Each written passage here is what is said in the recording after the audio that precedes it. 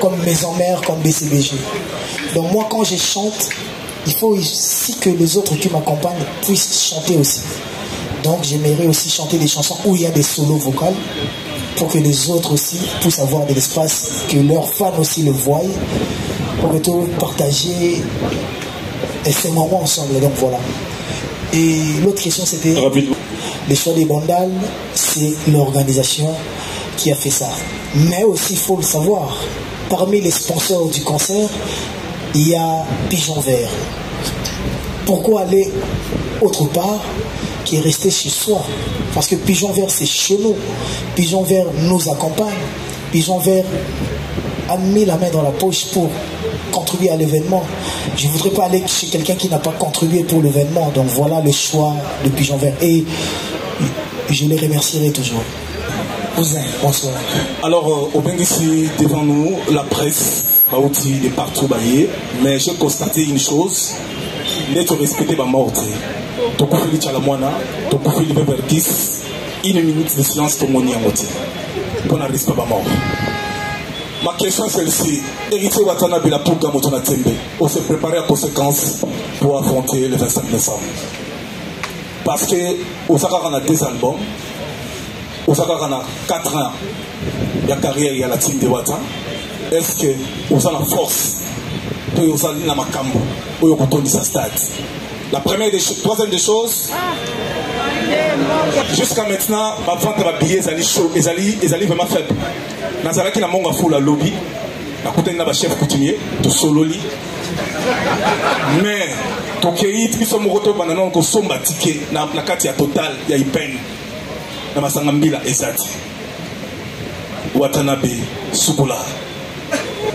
Événement hasard, concert à Stade des Martyrs. Donc, biso na tête, la biso na batu tout au Vandia.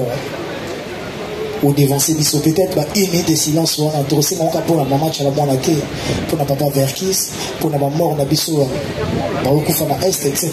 Et vous avez un concert. Ah, oui, ça, juste une conférence de presse. Auto solo là, bonne question pour répondre après tous les cas. Mais, ma campagne, tout ça, là, on a événement. Bateau on a négligé bangwana et baza bateau va payer ça sens dans ma carrière na biso parce que toyoka bango poto yemba baza bateau menene makasi et na bateau tout na tangi on a les 2 artistes wana bango tout na zata na calibre ya moroti bango tout baza plus grand que moi donc on a quoi négligé bango tout voilà et c'était pas vraiment yonde pour me manga na terrain wana qui n'a négligé bango et surtout qui baza vivant sous tes baza qui donc rester au mort voilà et je suis désolé. Je ne pensais pas que c'était important tout ça là. On avait bien qu'il était important tout ça dans un stade où il y a plus de 80 000 personnes. Ça allait vraiment les honorer. Donc voilà, merci. Pour parler de la question. La station, il faut aussi que c'est pas dans toutes les stations totales les points de vente et ça. Au moins, il y a une station totale où il y a une boutique ou un la station totale monsieur Garara po bateka kaka parce que tu reçois pardon billet kunate pour tu reçois billet tu payes la pompiste. C'est pas leur travail c'est vendre le carburant. Or là les stations totales ont des boutiques, la station totale est un magasin et sur OK kuna okuta ba billet. Plus que ça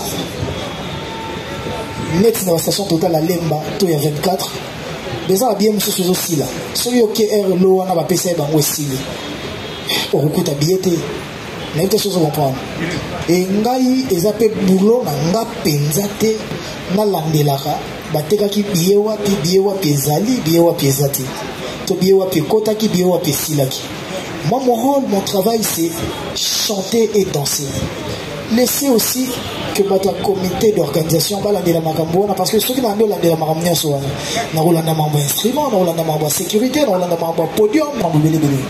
Je ne peux pas suivre 2 livres à la fois, na tika les artistes, na msuza ya comité. Ceux qui va côté msuza kuta qui va biezati, bako bayoki, ils allont voir netto rêver bango, ou booster bango, bako qui nous l'année là parce que vous poussez mana ça sur ménage. Voilà, moi je suis prêt pour chanter et danser. Olobi nangana luka papa chéri na Werason. Papa chéri a un orchestre na ye. Werason a un orchestre na ye. Nga na un orchestre na nga.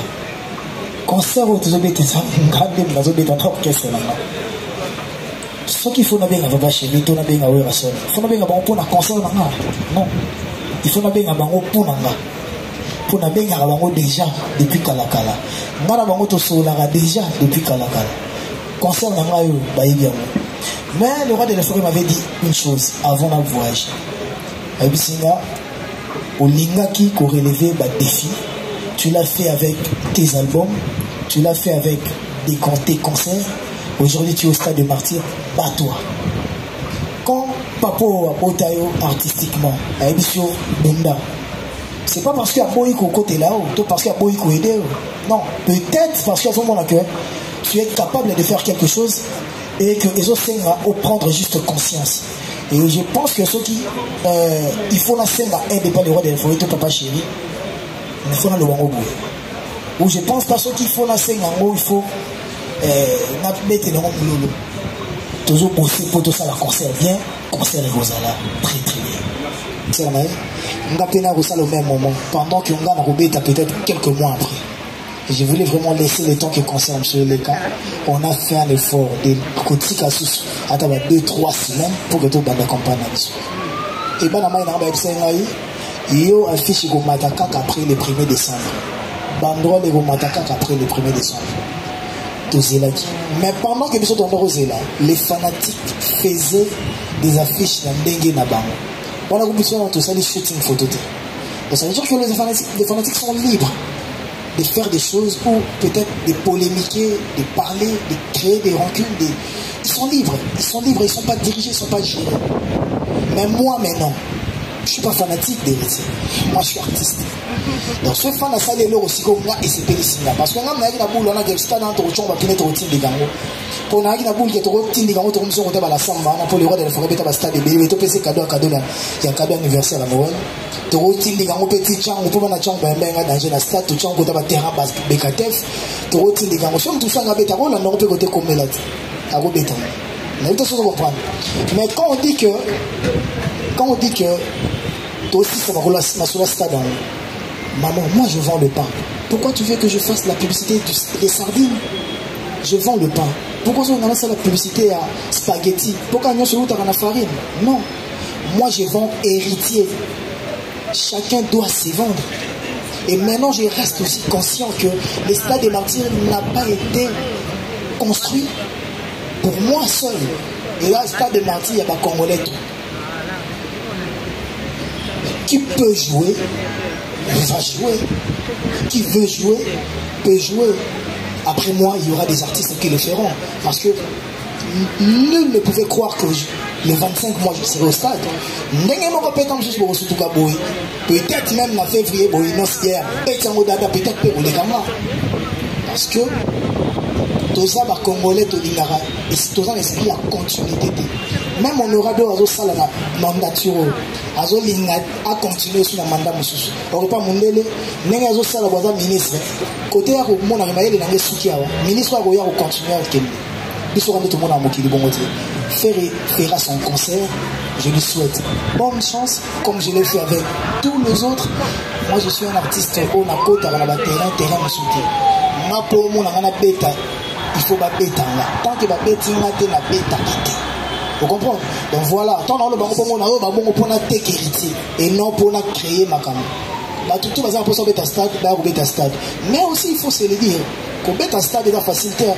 Tant on a annoncé qu'on a cancer en OP, n'est pas au la stade vélo, n'a pas canisé là, tant on a annoncé qu'on a démorté. Les stades, les autres ont un budget, si je ne me trompe pas, il y a plus de 500 000 $.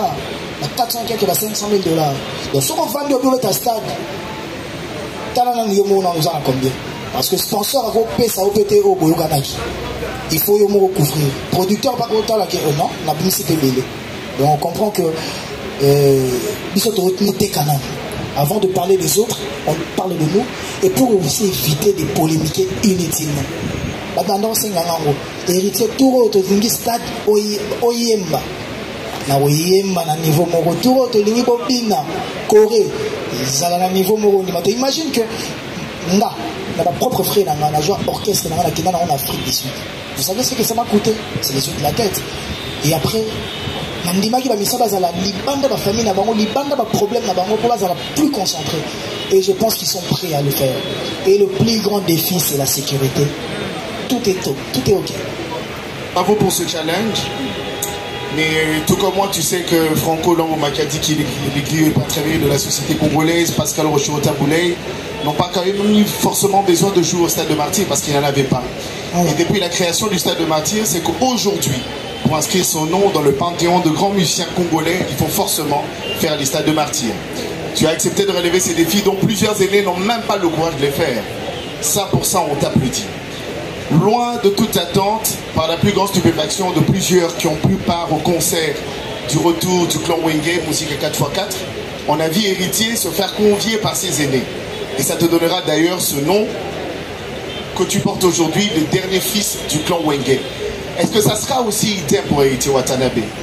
On sera très, très, très heureux de prendre part au Stade de Martyrs, d'avoir un Jibem Piana, d'avoir un Blaise Boula, d'avoir un Werans.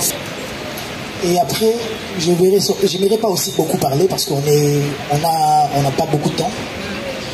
Mais s'il faut juste rentrer sur le concert de Wenge Musique à Maison, Wenge Musique à 4x4 BCBG, ils avaient nulle part dit que Héritier prendra part. C'était une surprise. Bah, laissez-nous la primaire des dire en live le jour J qu'est-ce que ça sera. Donc on ne veut pas tout dévoiler et je ne sais pas s'ils seront là. Après il faut voir aussi leur agenda. Je ne sais pas s'ils seront là ou s'ils ne seront pas là, mais jusque là je ne suis pas mieux placé à dire qui sera là ou qui ne sera pas là. Mais pour être clair, dans mes calculs il y avait Inosbi, mais il va manger avec les orphelins à Goma. Vous verrez que peut-être tu veux avoir quelqu'un, mais cette personne-là aussi est star. Cette personne-là aussi est occupée. Cette personne-là aussi a son agenda. Et c'est pas facile d'avoir tous les gens que je veux avoir. C'est pas facile pour moi. Mais Inch'Allah, comme on dit, vous allez voir ce qui sera, ce qui se passera. Que nous aurons ces jours-là dans les stades de Martyrs. Parce que ceux qui héritent à Posa Yemba, il faut que ce son il y a bien, il faut que ce musique il y a bien. J'aimerais bien parler à Lingala parce que moi je suis angolais. Alors notre langue nationale c'est le portugais. Au poser une question, il y a capacité d'un instrument tout dans le Stade de Martyrs. Et d'abord, un projet à Stade de Martyrs, on a artiste Héritier Watanabe, on a Luanda. On a la chambre parce que Batebele, Héritier Watanabe, qui est au Stade de Martyrs lobby. Non. C'est ça qui est au début de l'année. Là, on a bien ça qui est en Angola pour mettre double Atlantique. La tournée au Bétisco double Atlantique. L'Europe, on a qui Olympia. Robeta malheureusement, oui les Kanaki mais Topesika merci Nanzambe. Si ko Robeta suni, l'Europe Robeta sika mo Robeta susu nini. Artiste abike na beta Stade de Martyrs. C'est le début de l'année. Na bisoko Robeta Stade de Martyrs, on a pas accompagner yo dans les gana produire yo na événement. Mais na yeba que Stade de Martyrs on a dit. Musicien qui possède continuer à de Martyrs, c'est Héritier Watanabe. Maintenant, c'est étrange, mais c'est la vérité. Première fois, on a un Stade de Martyrs, il y a 2 semaines passées. Là, on a la visite. Là, on a continué à Stade de Martyrs, sans vous mentir, on a un mouké. On a un mouké. Pourquoi? Peut-être que le monde a à côté 80 000 personnes, tout comme ça. Dans le sens, il y a organisation au Salakuna.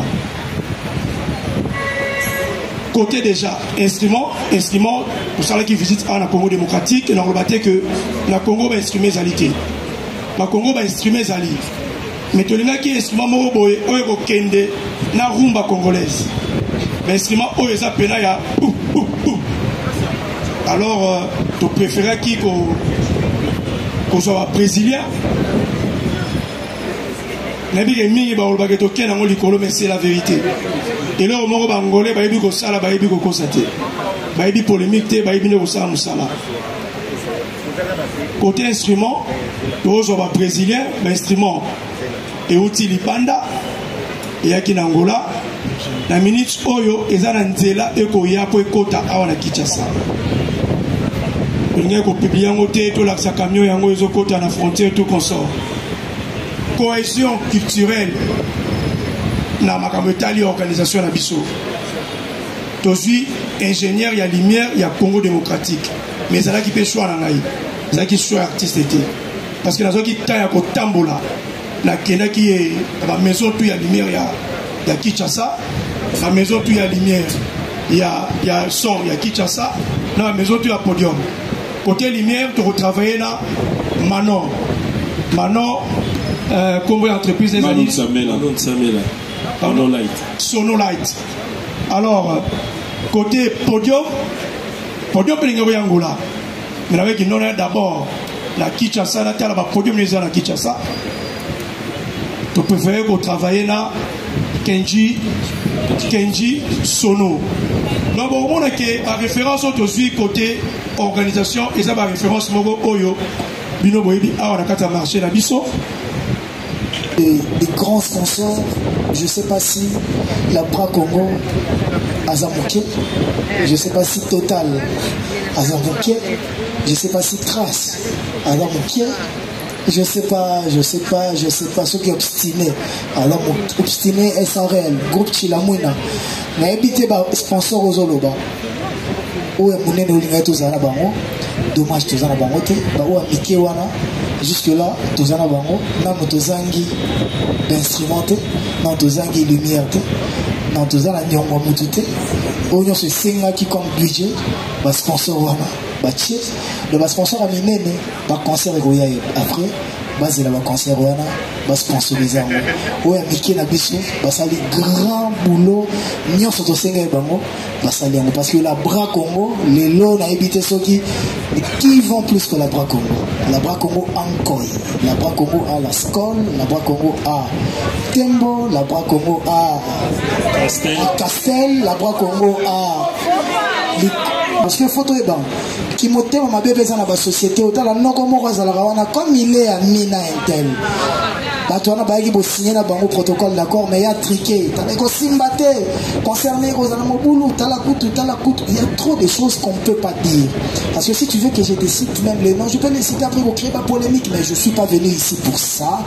Il représente aussi rien tant que mon organisation est très bien faite.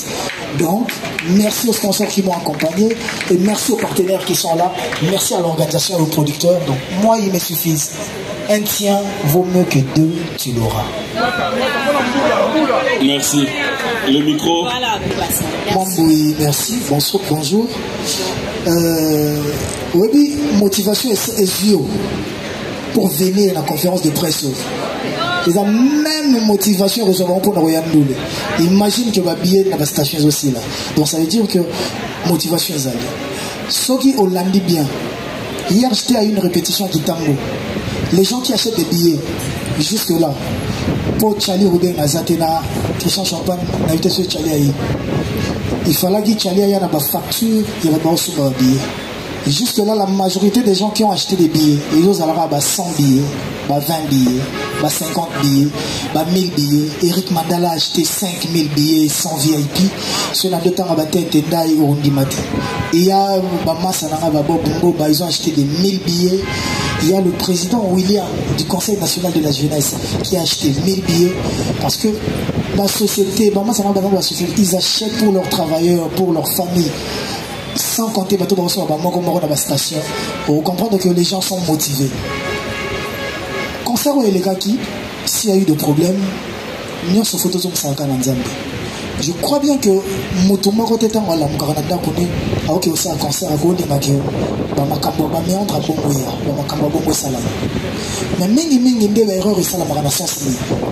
j'ai vécu ça dans Maison Mère. Robert a un concert à Siwambanza. bâti instrument, bâti sécurité. Mais quand Wera part, toute la sécurité part avec Wera. Na musicien, na fanatique, te crée l'insécurité. Il faut en aller au Kaba, cascade. Moi qui te parle, un jour j'ai failli perdre la vie. Un concert, on s'est retrouvé dans le pan, la crimogène, chaos, na Mumbele. Ils arrivent au moins avec mon production, personnel. Mais les lots nazalama. Tant que l'événement bon au salama, il faut qu'on y ait barque. Sécurité, ceux qui artistes leaders accueillent, par contre, ils vont profiter de là-bas. Et Mengi, patron de la société, la sécurité se comporte en star. Or, Bango Moussa n'a pas faut battre la débat. Bango Moussa n'a pas faut battre la milima bateau. Mbongo Bazoareza pour sécuriser bateau. La sécurité, ils sont payés pour l'avant-événement, pendant l'événement et l'après-événement. Donc là, na koyi okita podium pona kende. Ba pesinga bato ba robimisanga, mais ba tiki bato pe pona ba canaliser ba sortie. Hier j'ai eu la chance de parler avec Papa Silvano, notre général Kassongo. Il m'a parlé de ça aussi. Et Barossa a effort déjà. Ba porte nion sur le stade des martyrs ils alors ouverte. Et Barossa la fait que ndenge ba ko accompagner bato na kokota. Va sécuriser bateau pendant les concerts. Parce que pendant les concerts.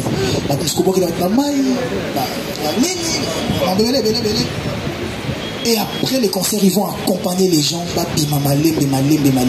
Et c'est une fête.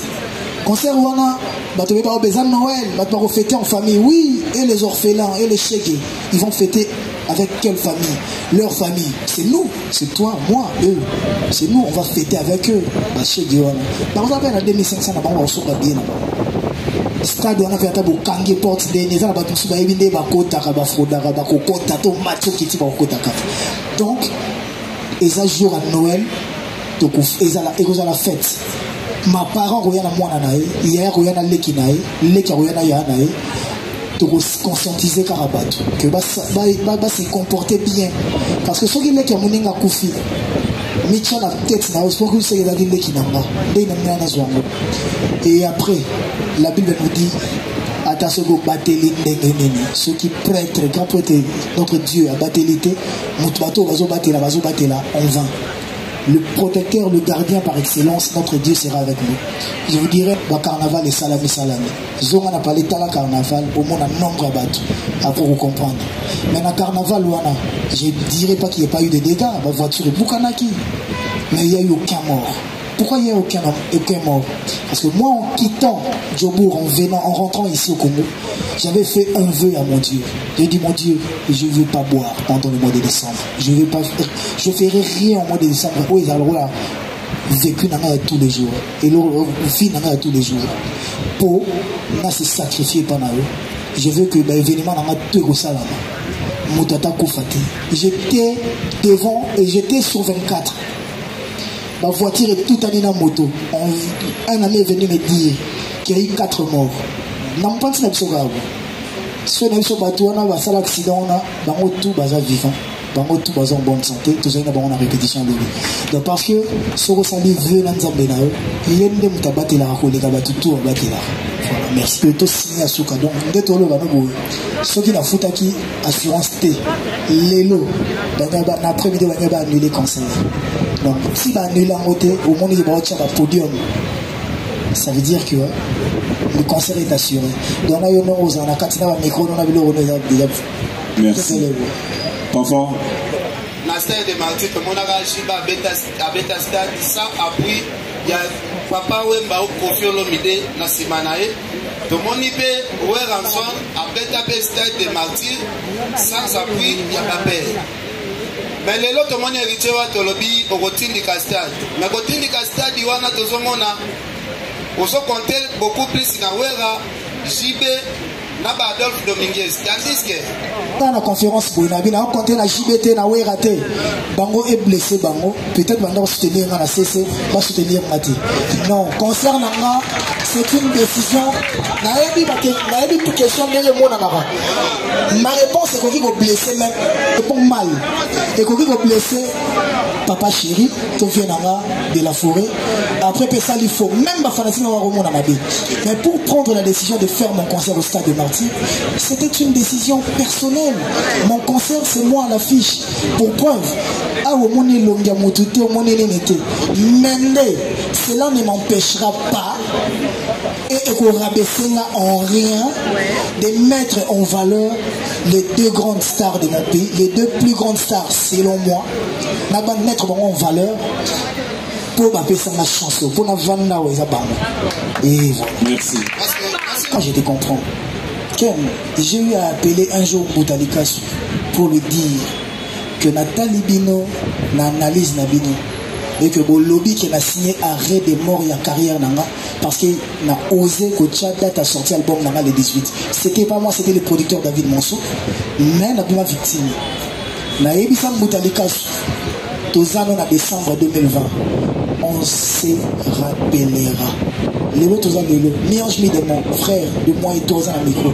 Et bétato et bétaté. N'a signé rien de mort à carrière nanga. Ce qui a rien de mort, il y a carrière nanga, il y a wana et même dans la stade.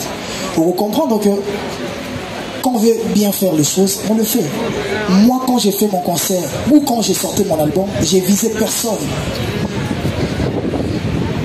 Ma concert est bétami avant moi. J'ai dit félicitations. Moi, quand j'ai fait mon concert, les Akarapo n'a défié ma tour à bétité. Les Akarapo n'a défié héritier. N'a aucun héritier. Est-ce que tu es capable de bien faire ou de faire quelque chose? C'est là et coca. Même carnaval. Et puis, bateau bébé dans le baquet. Si carnaval est aussi battu, moi j'ai eu carnaval, moi dans la vidéo, n'est-ce pas? Mais pour ça, il y a une analyse. On a pas comparer. Il fallait qu'il y ait un carnaval, tout beau tcha-tcha-tcha. C'est ça, on analyse. Quand ça vous arrange, vous faites des analyses. Quand ça ne vous arrange pas, vous ne le faites pas.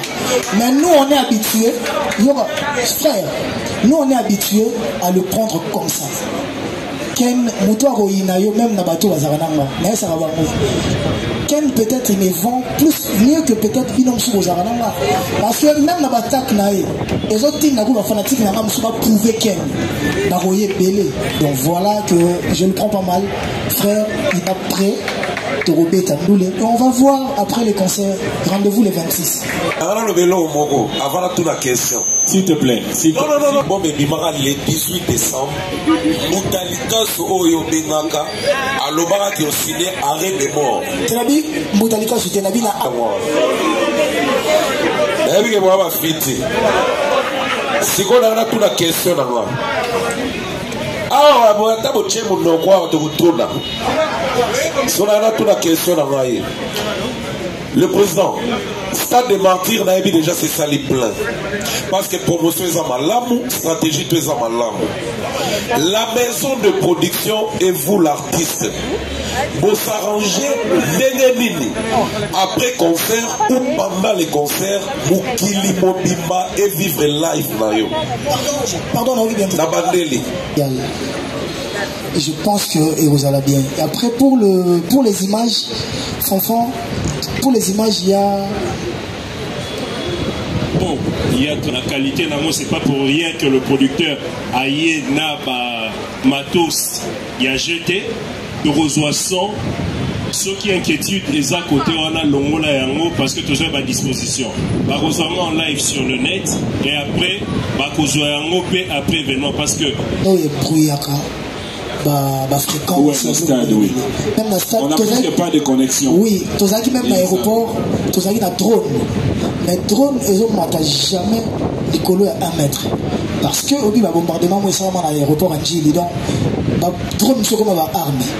Donc, par contre, il y a un drone militaire. Donc, il y a un stade et puis l'aéroport, la voie du peuple, et il y a une bombe explosive. Donc, par contre, on va éviter. Donc, si on ça la live na stade vous allez compliqué pour ba tchabilo wana ba ko l'état ko longo lango te pour connexion à la rater na stade connexion ça compliqué on va te le dire après on peut pas faire autrement voilà la linga ko moto moko bo esalelanga na kutana ba bolamu ebele et je pense que ce qui même concerne lelo ou la dimanche les autres simba na ko kende bien bato nyonso basoutenir nga mpo naza artiste te mais mpo na kibomoto na nga et après nga namilobelaka nga moko soki naza boye te soki naza boye ekobakiselanga nini soki naza boye ekolongolanga nini je suis ouvert tant que na cause na ken piano autrement que bato baboya mais ils savent pas que nga na ken piano tosula ken piano m'écrit na répondre à eux mais en réalité bato bazebinga bayiga ken piano za parmi bato bakoko lekate so na chef d'un esprit wenge na chef d'un esprit agoga ayebika ko lekapete mais moi je me dis non il faut mutu na moto za na penchant na ye na mutasa la choix na ye ngana ye totikali bandeko makosa pe na artiste mso alingaka mingi kolekanga. J'ai des frères dans ma famille qui sont pas fans d'héritier. Pourquoi na kolingaka bato ngana bena bona mokili bazalaka yamba po bandeko na mso na bakumisa ba misa mso. Dans la famille mso okuta muta vita okuti muta imana okuti muta ya renaissance okuti muta bilima eza choix mais même atoza mutu ya bongo. Na tant sur le look musique n'a pas allé au Tchaki radio je pense pas qu'il y a une musique à artiste moi quand tant sur pour qu'il musique à mutu tant sur tu calcules même pas mais bête n'a aucune note donc voilà moi le bon côté on va apprécier Rachinga na continuer dans ma parce que jusque là na me couille ça et orgueil qui danger qui monnaie